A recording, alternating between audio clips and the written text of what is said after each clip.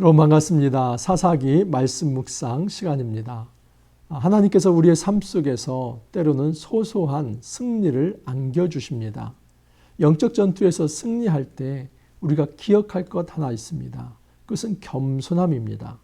이 싸움에서 이기게 된 것은 나의 힘이 아니라 하나님의 능력으로 비롯된 것이다 하는 것을 인정하는 것. 이것이 정말 우리가 영적 전투를 행할 때에 꼭 기억해야 할 주의사항입니다. 만약에 이 주의사항을 지키지 못한다면 우리는 그 싸움에서 이기고도 패배자가 될 수 있습니다. 여러분, 우리는 지금 기드온 스토리를 이야기하고 있습니다. 어제 기드온의 300용사를 선발하는 과정을 말씀을 드렸습니다.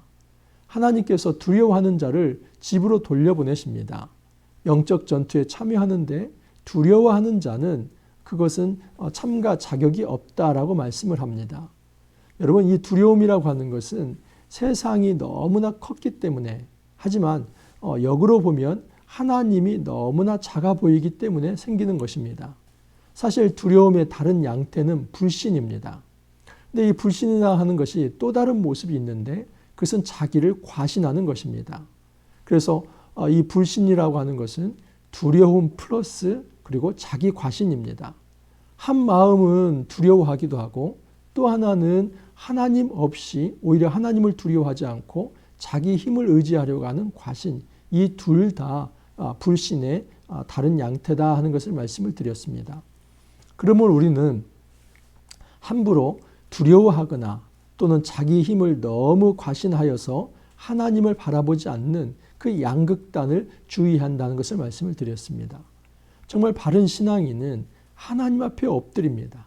날마다 하나님의 도움을 구합니다. 하나님의 도움이 아니면 우리가 이 싸움에서 이길 수 없습니다. 그 어린아이와 같은 의지와 신뢰의 자세를 가집니다. 그러한 자들이 진짜 전투에서 승리할 수 있고 또 그러한 사람들이 전투에서 승리하고도 자기 이름을 드러내기보다는 하나님께 영광 돌리며 겸손한 자로 세워질 수 있습니다. 자, 오늘 말씀은 이제 기드온의 300용사가 13만 5천 명과 대항하는 장면입니다. 오늘 말씀 사사기 7장 15절에서 25절 말씀입니다. 15절입니다. 기드온이 그 꿈과 해몽하는 말을 듣고 경배하며 이스라엘 진영으로 돌아와 이르되 일어나라, 여호와께서 미디안과 그 모든 진영을 너희 손에 넘겨주셨느니라. 어제 말씀에 의하면 하나님께서 기드온을 미디안 진영에 내려보내셨습니다. 그때만 해도 기드온은 두려워했습니다. 하지만 기드온은 그 진영에 내려가서 하나님의 뜻을 알게 됩니다. 그 진영에 있는 미디안 군사들이 꿈을 꾸었습니다. 보리떡 하나가 내려왔는데 이 미디안의 장막을 쳤습니다. 그것을 해몽하면서 이렇게 이야기를 합니다. 하나님께서 기드온을 들어서 그 칼로 미디안을 다 진멸한다는 사실입니다. 여러분, 이 이야기를 전해 듣고 기드온이 확신을 갖게 됩니다. 정말 좋은 리더는 허언과 어떤 사기치는 말을 하지 않습니다. 있지도 않은 말을 가지고 사람을 선동하는 것, 그것은 매우 잘못된 것이고 악한 일입니다.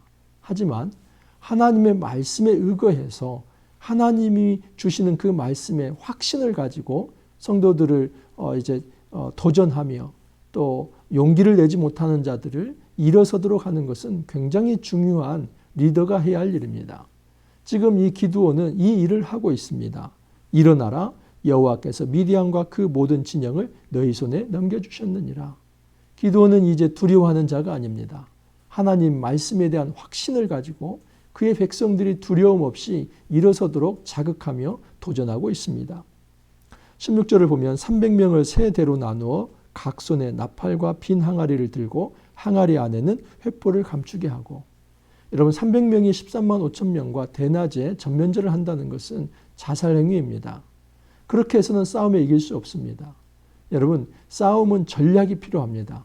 기드온이 가지고 있는 전략은 무엇이냐면 야간의 기습 공격 그리고 심리전이었습니다. 그 적군이 깊은 공포감을 갖도록 그렇게 하는 것이었습니다. 기드온이 300명을 세 대로 나눕니다. 100명씩 세 대로 나누고 이 항아리를 준비하게 합니다. 그리고 그 항아리에 횃불을 숨깁니다. 그리고 나팔을 취하게 합니다. 기드온이 그 나팔을 신호 나팔을 불면 나머지 사람들도 그 나팔을 펑 붑니다. 여러분 300명이 나팔을 불 때 그 나팔 소리는 마치 3만 명, 30만 명의 소리처럼 들립니다.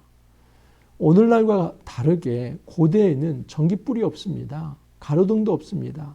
일단 해가 지면 흑암입니다. 근데 그 흑암 천지에 이 항아리에 숨겨져 있던 그 횃불, 그래서 항아리를 깨고 그 횃불을 흔들면서 나팔을 이제 불고 천지를 이제 진동하는 그 지축을 흔들리는 어떤 발구름을 한다고 보십시오. 그리고 함성을 지른다고 보십시오. 이 300명의 어떤 소리는 3만 명, 30만 명의 소리처럼 들리고 그 횃불은 온 산이 뒤덮여서 이제 불타는 것처럼 보였을 것입니다. 여러분 이 일로 어떤 일이 발생이 되냐면 두려움이 미디안 진영으로 전파가 됩니다. 그래서 21절 이하를 보면 각기 제자리에 서서 그 진영을 에워싸며 그 온 진영의 군사들이 뛰고 부르짖으며 도망하였는데 300명이 나팔을 불 때에 여호와께서 그 온 진영에서 친구끼리 칼로 치게 하심으로 적군이 도망하여 스레의 벳시다에 이르고 답밭에 가까운 아벨무울라의 경계에 이르렀으며, 여러분 미디안 경내에 있는 이제 13만 5천 명이 갑자기 자다가 일어나 보니까 그 흑암천지에 횃불이 있고 나팔이 울리고 항아리 깨지는 소리가 들리고 고함 소리가 들립니다.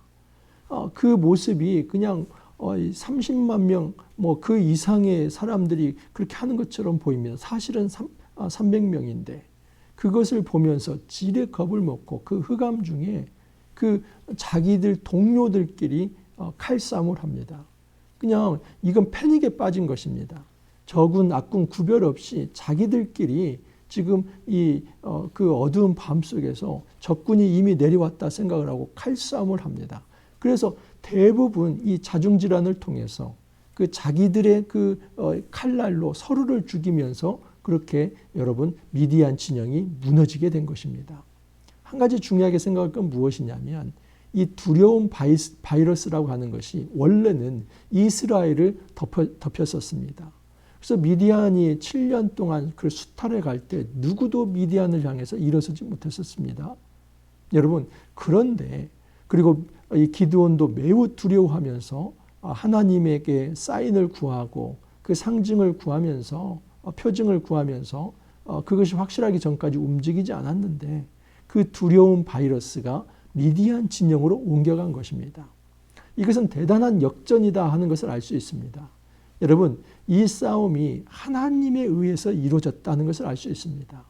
하나님은 이스라엘 진영 안에 있는 그 두려움을 미디안 진영에 내리게 하여서 미디안 사람들은 이 이스라엘 사람을 향해서 칼날로 치는 것이 아니라 서로 자기들끼리 칼날로 치면서 그 자중질환 속에서 자멸하게 된 것입니다.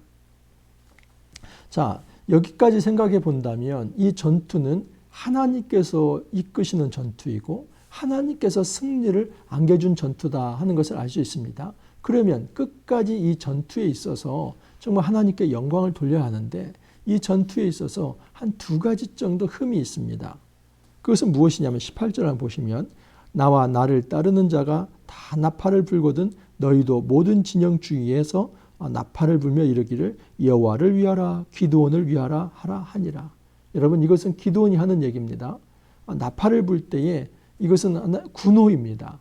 이 군호가 떨어지면 그 다음에 이제 너희들 행동을 하라는 겁니다. 여호와를 위하라. 여기까지만 했으면 참 좋았을 것입니다. 그런데 그 뒷말에 하나 덧붙입니다. 기드온을 위하라. 여러분 이 말은 그냥 빼면 좋았을 것입니다.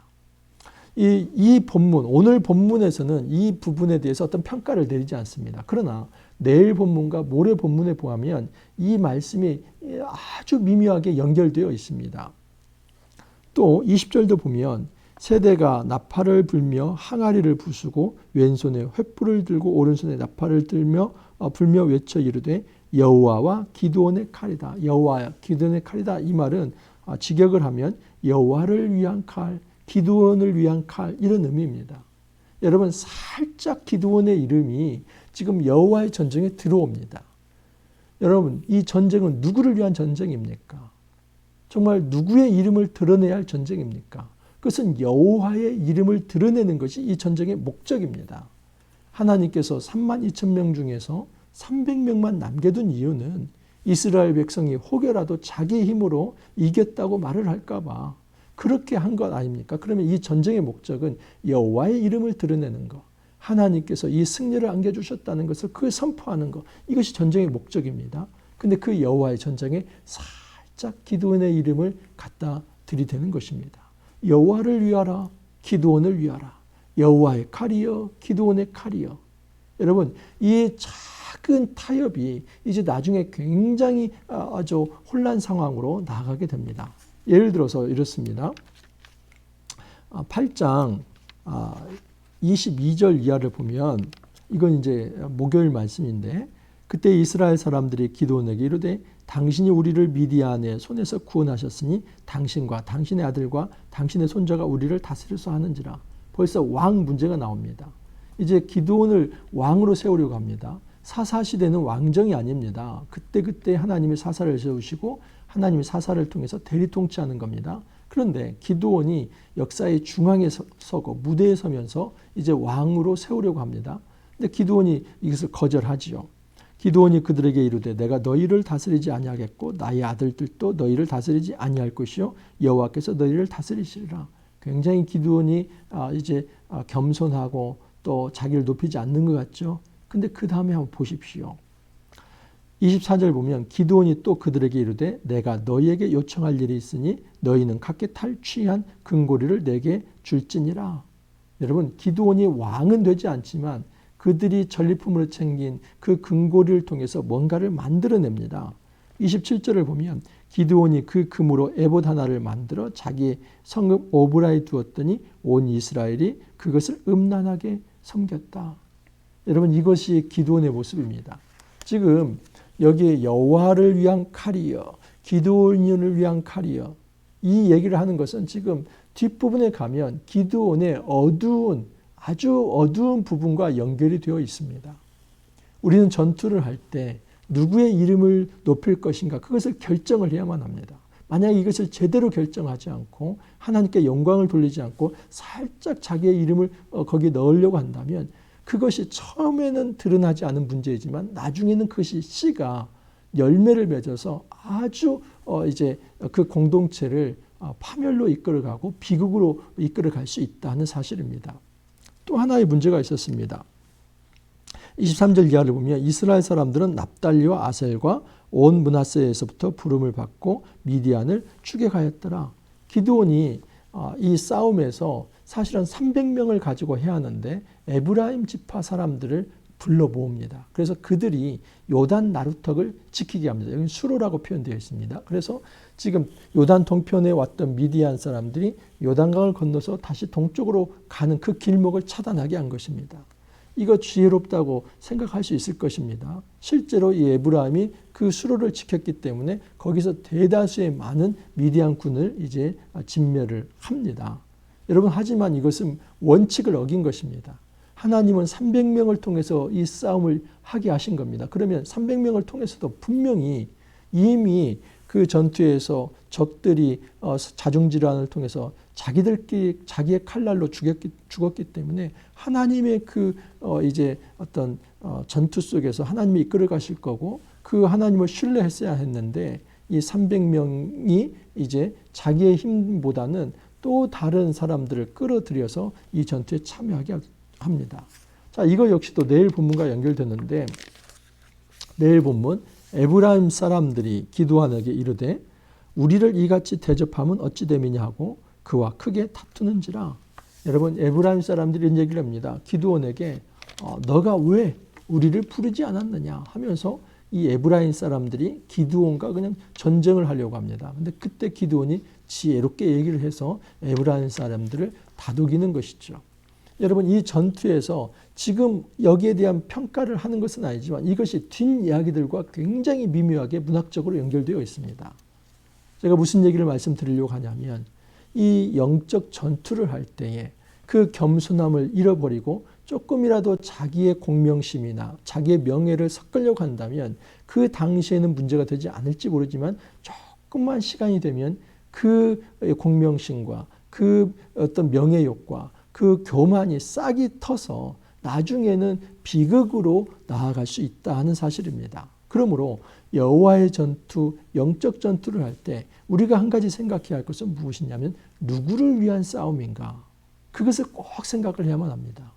여러분, 이 영적 전투는 여호와를 위한 싸움이고 여호와께서 진행하시는 싸움이며 여호와께서 승리를 주시는 것입니다. 그러므로 그때마다 우리는 늘 겸손해야만 합니다. 시작도 겸손이고 과정도 겸손이고 마무리도 겸손이 돼야만 합니다. 그래야만 하나님께서 주신 이 승리가 우리에게 진짜 승리가 됩니다. 만약에 우리에게 겸손이 잃어버린다면 정말 표면적으로는 승리했을지 모르지만 길게 보고는 우리는 패배자가 될 수밖에 없습니다. 하나님께서 우리에게 영적 승리를 안겨주실 때에 여러분 교만하지 않기를 바랍니다. 함부로 우리의 이름을 하나님의 이름에 살짝 섞어 넣지 않기를 바랍니다. 우리의 명예와 공명심이 아니라 하나님께 영광 돌리고자 하는 그 겸손한 자세로 하나님이 주시는 이 영적 승리를 진정으로 받아 누릴 수 있기를 간절히 소망합니다. 이렇게 기도합니다. 주님 감사합니다. 저희들 삶 속에서 우리의 힘으로 이기는 것이 아니라 하나님의 능력으로 승리합니다. 그때마다 우리가 교만한 마음 갖지 않게 하옵소서. 오직 겸손함으로 주님께서 주시는 이 승리를 누릴 수 있게 하여 주옵소서. 온전히 하나님께만 영광 돌리며 주님의 이름을 세상에 뒤높이며 하나님이 살아계셔서 우리를 통치한다는 것을 증거하는 그 거룩한 간증을 행할 수 있는 우리 모두가 될 수 있도록 주님 축복하여 주옵소서. 감사하옵고 예수님 이름으로 기도하옵나이다. 아멘. 여러분, 사사기 말씀 정말 더 흥미진진하게 이제 진행이 되고 있습니다. 특별히 이제 기드온 스토리에서 내일과 모레는 기드온의 어두운 부분들입니다. 하지만 이것도 우리가 역사의 교훈으로 잘 받아들여야만 합니다. 오늘 여러분 화이팅 하시고 또 내일 이제 나머지 기드온 스토리를 가지고 다시 찾아뵙도록 하겠습니다. 감사합니다.